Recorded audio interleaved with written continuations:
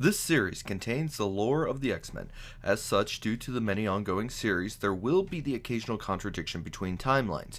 I apologize in advance, as I will do my best to stay as close as possible to the actual story. Certain stories will have to be broken into multiple episodes due to how many comics are in each individual story arc. Thank you very much for your patience. If you have any questions, I will try to answer them in the comments, or I will try to address them in a later issue. To follow my progress on these videos, follow me on Twitter and I will be more than welcome in chatting with you.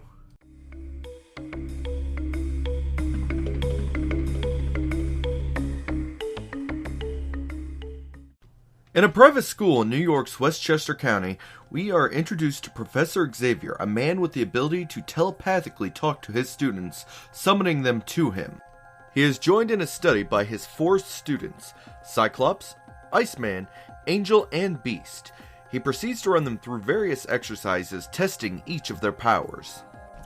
We see Beast's agility, Angel's flight and maneuverability, Iceman's freezing powers, and Cyclops' optic blasts. After each is finished testing, Xavier calls for them to stand before him so that he can announce that a 5th student is joining them, a woman by the name of Jean Grey. She asks what kind of school she is attending, to which the professor replies that it is a school for mutants, those that have an extra power. He proclaims his students to be X-Men due to this extra power. He then proceeds to introduce everyone to each other.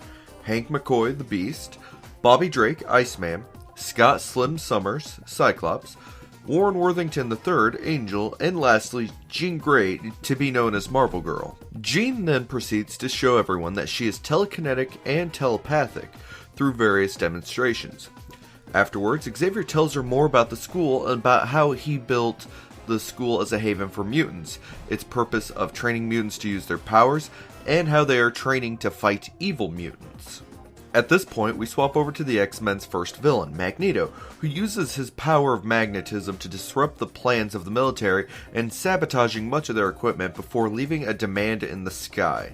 He sees that they aren't surrendering and proceeds to storm the base, incapacitating all the soldiers on the way. Eventually, he captures Cape Citadel. Back at the mansion, Xavier calls his students together after hearing about Magneto's attacks on the radio. He has them dress up in the uniforms and shortly later are on their way to Cape Citadel. At the base, they convince the soldiers to let them stop Magneto. Using his optic blast, Cyclops pierces Magneto's barrier and the X-Men storm the building. Magneto puts up a long fight but eventually retreats after realizing that he can't win, and the X-Men return home after the soldiers thank them.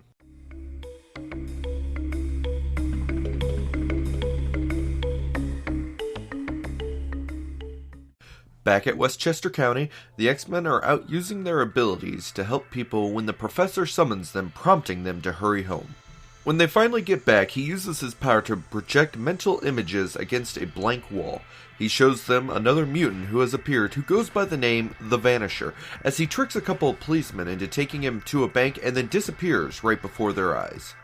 Wanting to make sure the X-Men are ready to fight this new foe, he introduces them to the Danger Room. Each student is tested as various traps and gadgets appear, forcing them to adapt. Meanwhile, the Vanisher is busy infiltrating the Pentagon and warning the general on duty of his plan to steal some defense plans and how they can't stop him. Leaving with the message, he returns to his lair and summons criminals from the underworld and tells them that they are to serve him and that he will steal the defense plans in a few days. Back at the mansion, the X-Men's training continues while Xavier mentally contacts FBI agent Fred Duncan. They talk about the Vanisher and his plans and how they expect him to attack very soon. Xavier gathers the X-Men and leaves for Washington, D.C. shortly to battle the evil mutant. While they are on their way, Vanisher appears and steals the defense plans and eventually escapes outside, where he is stopped by the X-Men. Engaging the Vanisher, they attempt to get the plans back, but Vanisher knocks Marvel Girl out using a gas, and the team stops to help her. Regrouping back in the mansion after Vanisher escapes, they see that the villain has made a list of demands and hostilities abound between the team members. Xavier calls for order and explains that he will help them on the next encounter. The next day, Xavier calls the White House to explain his plan to defeat the Vanisher. Following his lead, the X-Men meet the Vanisher and his cronies outside the White House. Parting before him, Xavier reveals himself. Laughing at Xavier, the Vanisher realizes too late that he is being mentally attacked, first feeling fear, then forgetting how to use his power, then eventually forgetting his own identity. The criminals, seeing that their leader is gone, decide to attack, but are done in quickly by the young mutants. After finishing the crooks, the X-Men take Xavier and go home.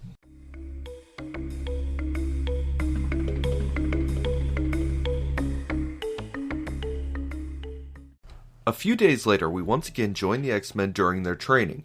Xavier pauses the session to talk to Cyclops as he seems rather grim. Scott replies that he's worried about his powers and how one misstep could result in a terrible accident. Shortly after the X-Men get back to training, Xavier once again stops his students as he senses another mutant. He tells the gathered X-Men that they are to search the city for the new mutant. As his students leave on their search, Xavier thinks to himself about his love for Jean Grey, but how he can never show it.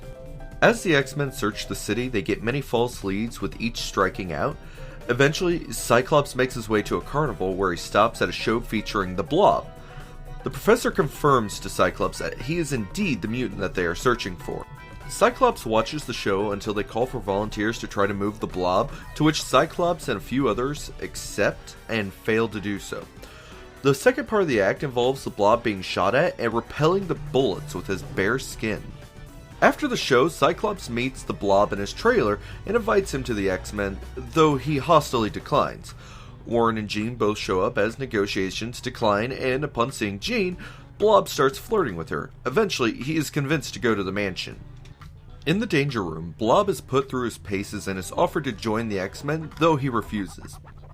Taken aback, Xavier urges his students to detain the Blob so that his memory can be erased. Unfortunately, the Blob escapes and heads underground to head back to the carnival.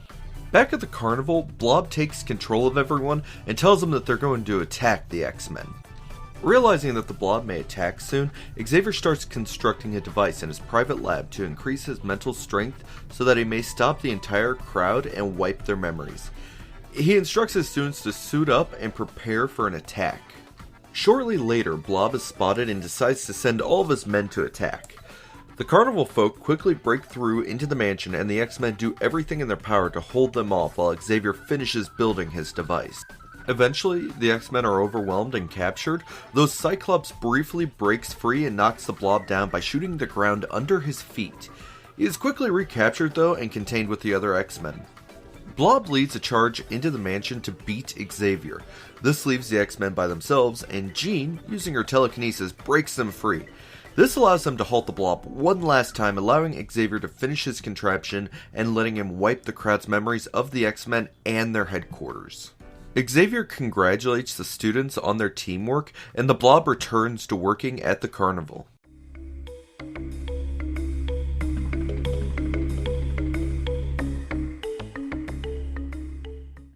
Yet again, we join the X-Men in the Danger Room as they train. Xavier pushes his students until it's Jean's turn, and has her lift the lid off a box, revealing a birthday cake. The team celebrates its 1-year anniversary of starting classes. We swap scenes and join another group of mutants. At the table sits Toad, Quicksilver, Scarlet Witch, and Mastermind. Due to some of the hostilities between each of them, we get to see some of their abilities, such as Mastermind's hypnotic illusions, Scarlet Witch's hex ability, and Quicksilver's super speed. Meanwhile, at a shipping line, we see Magneto entering an office to steal a ship from port. He activates the vessel with his power and begins sailing. Angel, who is out on a test flight, sees the ship and reports it to Xavier, who feels uneasy about the ship. We rejoin Magneto as he joins the 4 mutants from earlier and learns about the quarrel that they had. He catches Pietro and Wanda as they're about to leave the group and convinces them to stay after mentioning how he saved Wanda from being killed by a group of villagers. A few days later, Xavier reads about the tiny republic of Santo Marco getting attacked by a mysterious ship. Xavier ends up summoning the X-Men, but when they arrive, they realize that the professor is talking to someone other than them mentally. Xavier is speaking with Magneto, who says he wants to rule over humans, whereas Xavier wants to save them.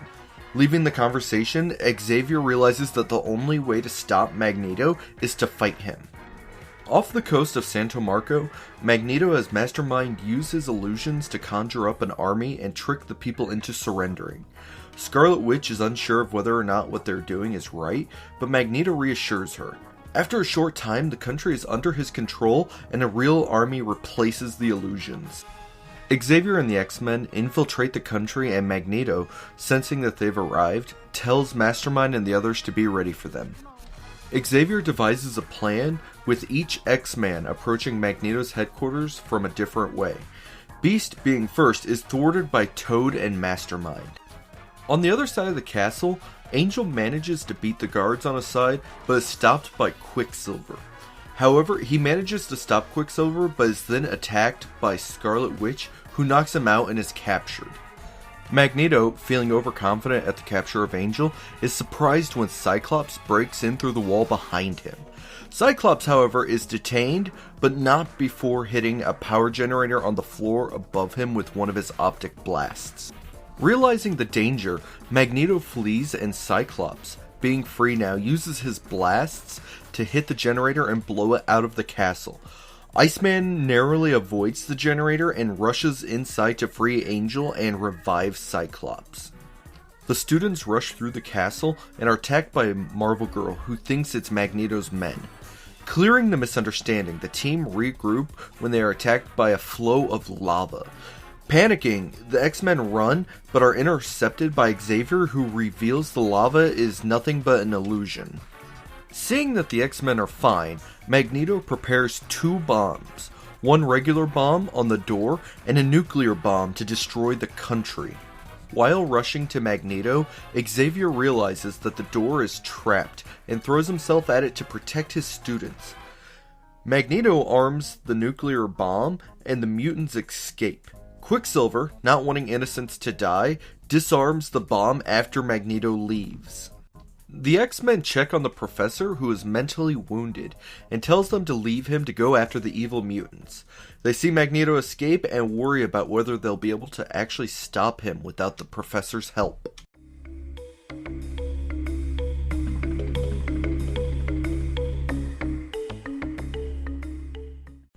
The X-Men take Xavier back home to the mansion and discuss what to do when Jean's parents show up.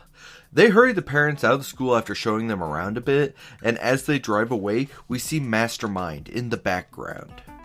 Mastermind is searching for the X-Men, but, unable to find them, contacts Magneto, who tells him to return. Quicksilver picks him up and flies the 2 of them to a place called Asteroid M, which circles the Earth. Upon arriving, Quicksilver and Mastermind are greeted by Magneto and Scarlet Witch. Mastermind wants to know how they're going to find the X-Men, but Quicksilver and Scarlet Witch want to forget about them. Magneto starts to reveal his plan and says that Toad will be used to trap them. Back at the mansion, while deciding what to do next, the X-Men watch a track meet, when they see that one of the runners wins by jumping over everyone else. Believing him to be a mutant, the X-Men hurry to help him as they see the crowd getting angry, thinking that the new mutant is cheating. At the nearby stadium, the crowd converges on the mutant, who is saved by Angel. Unable to get away by car, the X-Men escape on foot with the runner and get on a subway. While on the subway, Beast realizes that the runner is actually Toad. Toad, with his cover blown, runs away and is pursued by the X-Men when they are ambushed by Magneto. Using his magnetism, he captures Angel while the other X-Men are distracted and runs. In pursuit, the X-Men are caught off guard by an illusion, and Magneto and his men escape with Angel as their captive. Outside the terminal, a ship appears and picks up Magneto, who heads back to Asteroid M, where he begins interrogating Angel about the location of the X-Men's base. Threatening his life, Wanda opposes, not wanting to murder Angel. He ignores her and continues torturing Angel. The X-Men track down Toad to appear when they realize that he seems to almost be in a trance. Using a watch, he summons a ship to pick him up. Even with the Toad being in a trance, the X-Men board the ship with him, realizing that it might be a trap. Making their way to the asteroid, they find out that there is no trap and ambush Mastermind, who escapes and reports to Magneto. Already aware of the X-Men's presence, he uses the metal on the asteroid to subdue the X-Men and seal them in a section so that he can blow them out of an airlock. As Magneto is about to kill the X-Men, Scarlet Witch stops him and hexes the control panel, breaking it. Angered, Magneto moves to attack the siblings when he is reminded that the X-Men are there when Cyclops breaks through into the room with an optic blast. Cyclops starts fighting Quicksilver and tries to convince him to join the X-Men instead. He refuses and says that he can't trust anybody, yet must work for Magneto. Meanwhile, the other X-Men work on freeing Angel and eventually get him out. They turn to join the fight when the asteroid starts breaking apart. Magneto attacks Cyclops from behind and throws him into the same room as the others, sealing them inside. Working together, the X-Men make it to a ship and descend back to Earth and return home. There, Xavier reveals that he never lost his powers and was with them the entire time, and that they had passed their final test and that their training period was now over.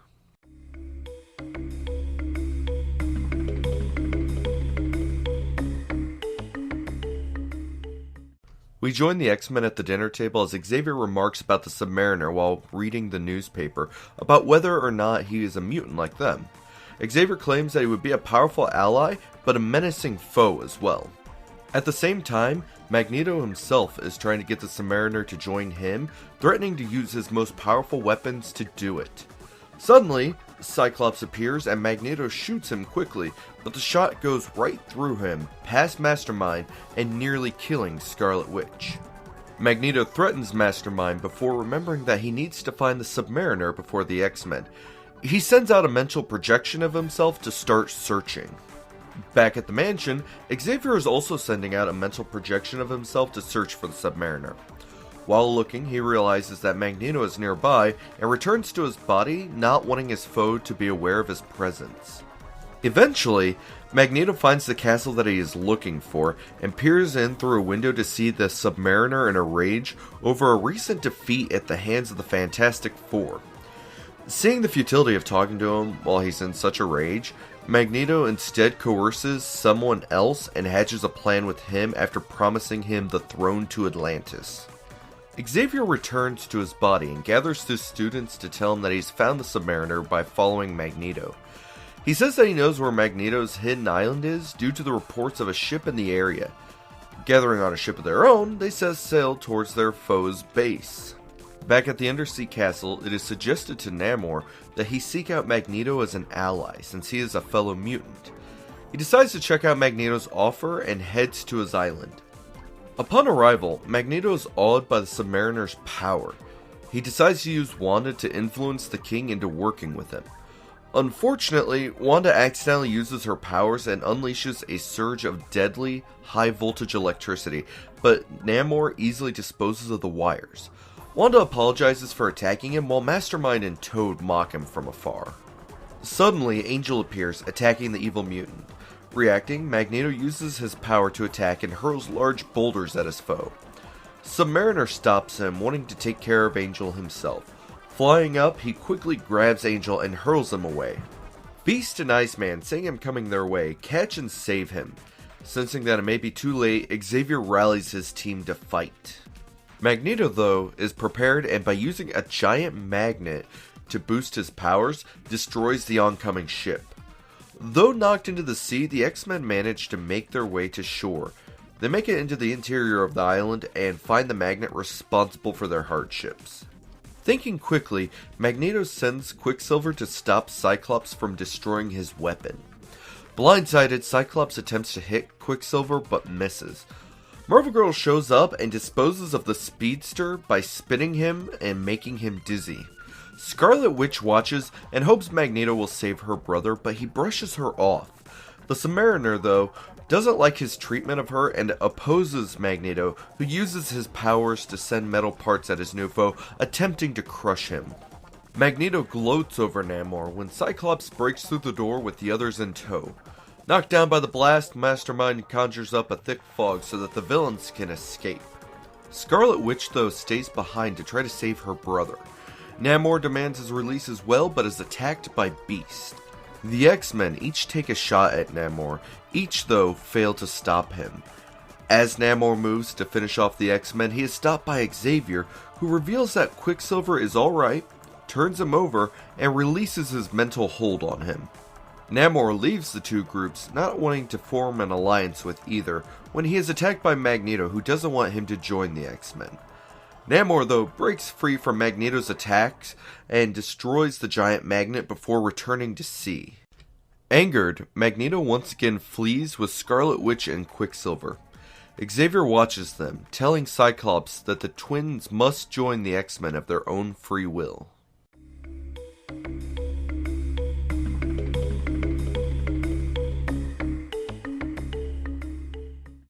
We join the X-Men back at the mansion as they pose for their graduation day pictures. Xavier reminds them that their powers must be used to protect humanity, and that they must keep their identities secret. He also tells them that he must leave them to handle some unfinished business and appoints one of them to be team leader. We join Scarlet Witch as she enters the mansion to see Magneto, who summoned her. She instead finds Mastermind, who tries to get her to leave Magneto and join him. She refuses and is attacked, but Magneto arrives to save her and threatens the Master of Illusions. Quicksilver arrives as well, followed by Toad, and he checks on his sister. Magneto reveals that he has a new plan to beat his adversaries. Back at the mansion, Xavier takes Cyclops and leads him to a new part of the school that was previously off limits.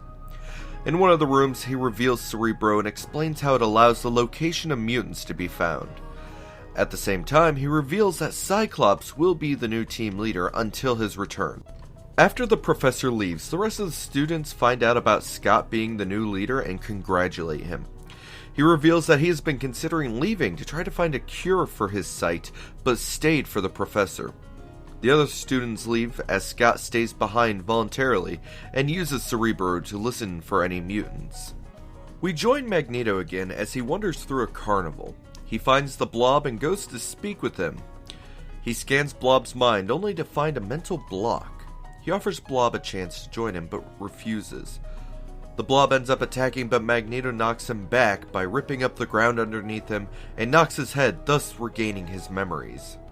Scott, back at the mansion, hears Cerebro go off and sees the Blob's name is lit up. Figuring out that his memory must be back and that he must have joined the evil mutants, he quickly reassembles the team. Magneto, who's readying for the X-Men's attack, takes over a factory. Cyclops yells for everyone to hurry up and get their suits on. He explains the situation to them as Magneto contacts them, threatening the city and telling them where to find him. The X-Men hurry to the location and find the Blob by himself. Cyclops waits though, suspecting a trap, when Magneto destroys the helicopter they're riding in. After recovering, they move in to attack the Blob, but are unsuccessful. As Cyclops prepares to use his beams, Magneto and the evil mutants appear, attacking with a barrage of torpedoes. During the confusion, Iceman is nearly struck by a torpedo but is saved by Cyclops. Angel moves to attack Magneto but is stopped by Quicksilver, who is once again subdued by Marvel Girl. Scarlet Witch uses a hex and frees Quicksilver, who rushes back to his team. Meanwhile, Iceman puts Blob in a cube of solid ice, but it doesn't hold him. Seeing that his enemies are all gathered together, Magneto sends a trio of missiles at the X-Men, with little regard for Blob's safety, who is caught in the crossfire. Unwittingly, Blob actually saves the X-Men by taking all 3 hits from the torpedoes. Angered, Magneto decides to retreat as Wanda states she no longer wants to be part of senseless violence. Magneto rallies his team and runs, while realizing that Xavier is no longer with them. The X-Men check on Blob, ready to fight, but he says that he is done with mutants and fighting. Cyclops and the team let him go, while also thinking about Quicksilver and Scarlet Witch, and about how they may not be as evil as they seem.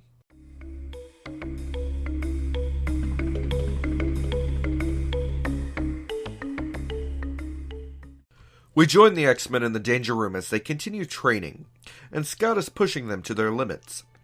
Beast starts to complain that he's abusing his power, and Scott, thinking he may have been pushing them too hard, decides to cut the lesson short and give them a break.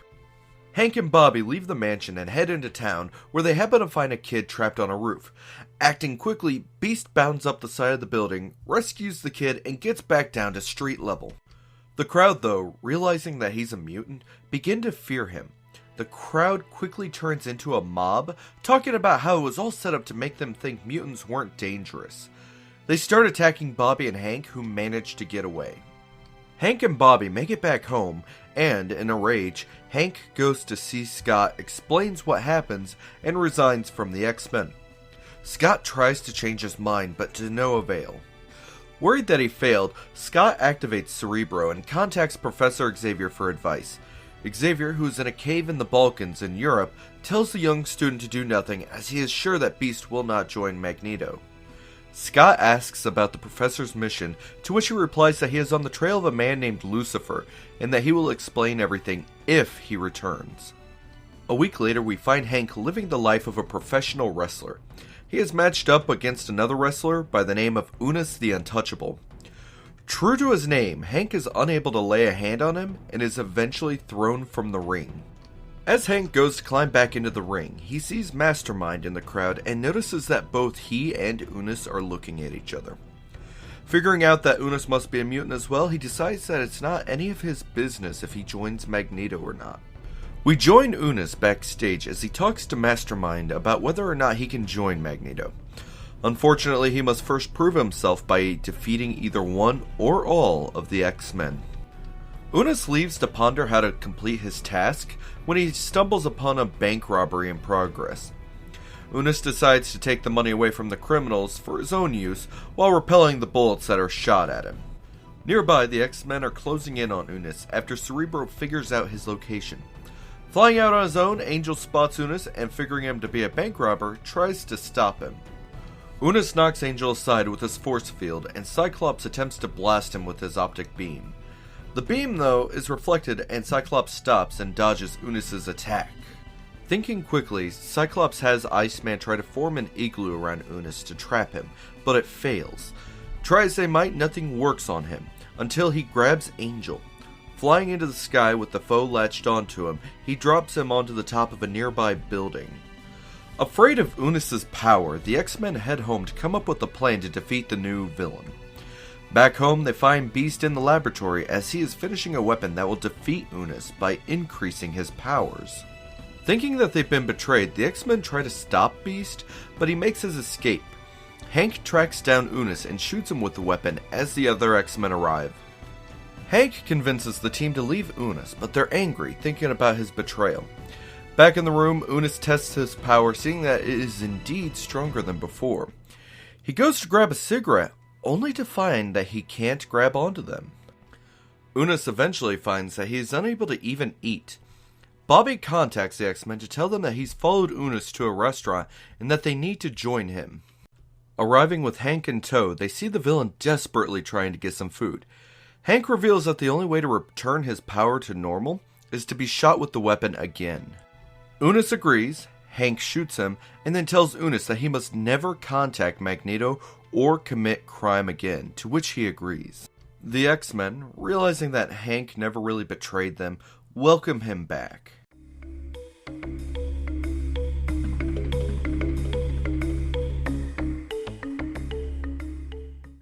We join a cruise ship out at sea as it's about to crash into an iceberg. Scott, on the deck of the ship, discreetly destroys the ice before succumbing to dizziness.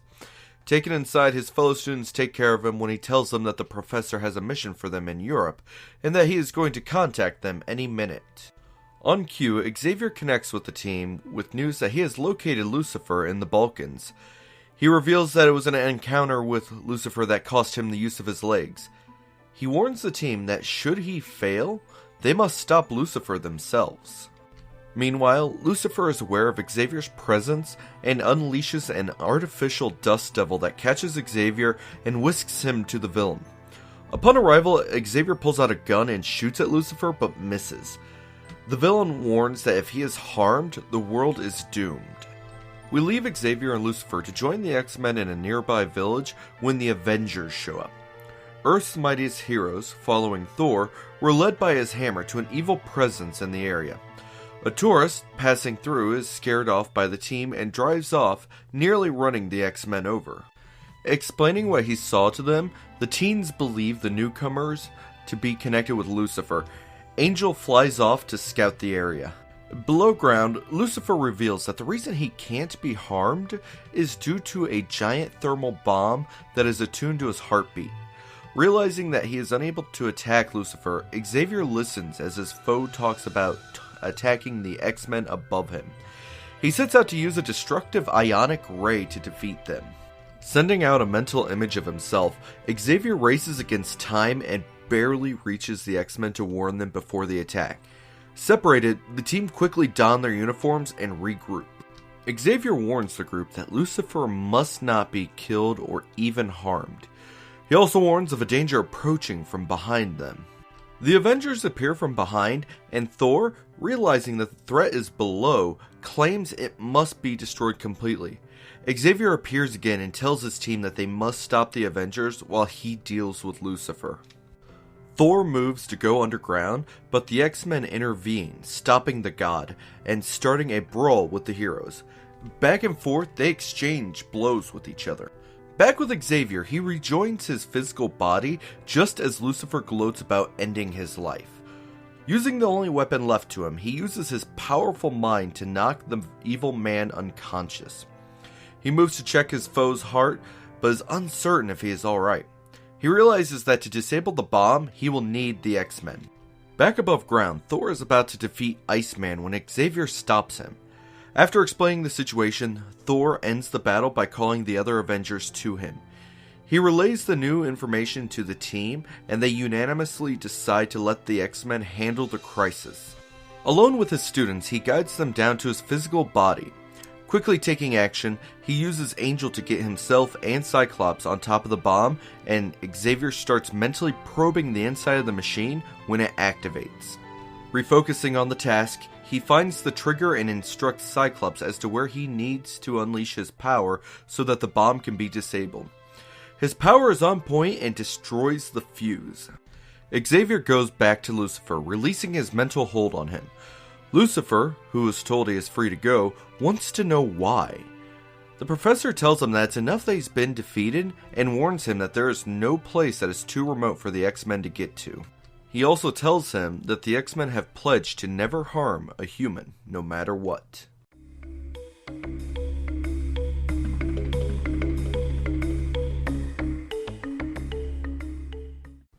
After the X-Men deal with Lucifer, they return home and engage in postgraduate exercises in the Danger Room.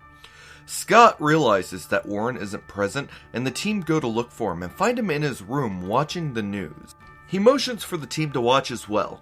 The reporter talks about how a person was missing in the Antarctic when a man wearing nothing but a loincloth appears and returns the lost explorer. Also shown with the man is a saber-toothed tiger. Thinking the man to be a mutant, Scott and the others rush to Xavier with the news. However, the professor tells them that the mysterious man is in fact not a mutant, since Cerebro didn't react to him. After some consideration, he decides to let the team investigate the wild man. Scott stays behind and chats with the professor a little more. Xavier shows him how Cerebro is detecting nothing, but warns him that there may still be danger. A few days later, while driving in the Antarctic, the team is musing about the mystery when they are stopped by a crevice. Getting out, Scott uses his power beam to gauge how deep the hole is. The blast causes a geyser to erupt behind them, revealing a hidden tunnel which they enter. After hours of exploring the tunnel, the air gets warm enough that Warren takes his coat off and flies. As soon as he exits the cave, he is immediately attacked by pterodactyls. Narrowly dodging the attack, he is saved by Cyclops. The team move further into the new land they find, which is called the Savage Land. Beast proclaims the place to be from a prehistoric era, and Angel flies off to scout more of the Savage Land. While admiring the local wildlife, the X-Men are attacked by a group of men riding giant carnivorous birds. Using surprisingly sophisticated weaponry, the attackers quickly disable both Cyclops and Iceman. Suddenly, the wild man that the team was searching for appears with a battle cry followed by the saber-toothed tiger. The group of men flee, but not before grabbing Marvel Girl. The tiger gives chase, but is called back by the wild man, who tells the tiger that there is a better way to save Jean. The man introduces himself as Khazar. Beast moves to thank him, but Khazar mistakes it as an attack and defends himself with his friend Zabu. Iceman tries to stop Zabu but fails. Khazar continues to fight when a man-ape shows up to try to kill him. Khazar easily beats the newcomer though, telling him that none are able to touch the Lord of the Jungle. After seeing the Jungle Lord's strength, Cyclops begs for his help, to which he agrees, and leads them to their enemies, the Swamp Men. Meanwhile, still on a scouting mission, Angel narrowly avoids some Brontosauri, but unsuspectingly flies into a net thrown at him and is also captured by the Swamp Men. Taken to their city, Angel is reunited with Marvel Girl, who tells him that the others are alright, but that they are to be sacrificed. Carted to the top of a pyramid, the two X-Men are left alone when a door opens from the ground, releasing a T-Rex. Warren realizes that Jean is petrified as he tries to get her to telekinetically loosen his bonds. Back with Khazar and the X-Men, he finishes leading them to the Swamp Men's village. He ends up sending Zabu out on a mission when they are spotted by the guards on the wall. Back at the pyramid, Marvel Girl knocks over the T-Rex and quickly undoes Angel's ropes. Grabbing Jean, Angel tries to fly away but is quickly bogged down when the Swamp Men grab onto him. At the wall, Beast manages to quickly climb to the top to dispose of the guards, while below, Cyclops blasts a hole in the wall but is unable to enter. Khazar, seeing no other choice, lets out a shriek, summoning a herd of mastodons led by Zabu. The mastodons quickly break through the walls, allowing the X-Men to defeat the Swamp Men and reunite. After the battle, Khazar leads the X-Men back to the entrance to the Savage Land. He tells them that it's time for them to return home, and as soon as they enter the tunnel, Khazar signals for the mastodons to destroy the entrance.